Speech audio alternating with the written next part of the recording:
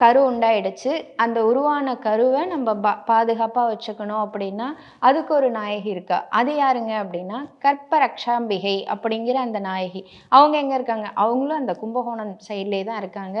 அது என்னங்க கற்பரக்ஷாம்பிகை? நீங்க பலரும் கேள்விப்பட்டிருப்பீங்க. கற்பரக்ஷாம்பிகை வந்து கர்ப்பத்த காத்து நமக்கு அந்த குழந்தை பாக்கியத்தை சுகப்பிரசவமா ஏற்படுத்தி தருவா அப்படிங்கிறது நமக்கு நம்மள பல பேருக்கு தெரியும்.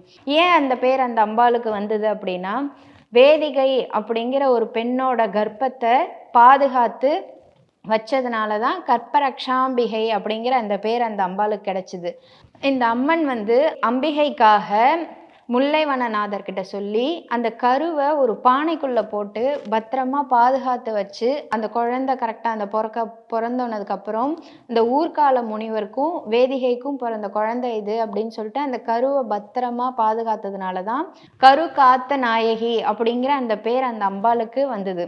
முன்ன சொன்ன மாதிரி கருவளர்ச்சேரியில் இருக்கக்கூடிய அந்த அம்பாலோட சிறப்பு, அந்த கோவிலுக்கு அந்த அம்பாளுக்குன்னு ஒரு தனி சிறப்பு இருக்கு. என்ன அப்படின்னா, நம்ம சாதா நாட்களில் நம்ம போய் சேவிக்கும் போது அம்பாலோட முகம் மட்டும்தான் நமக்கு காட்டுவாங்க.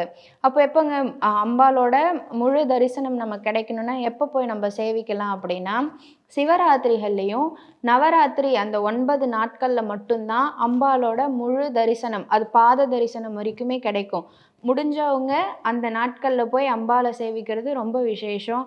இல்லைங்க இதுக்காக இந்த டைம்லலாம் போக முடியாது அப்படின்னா, நீங்கள் போகிற நேரத்துக்கு அம்பாலோட முக தரிசனம் மட்டும்தான் கிடைக்கும்.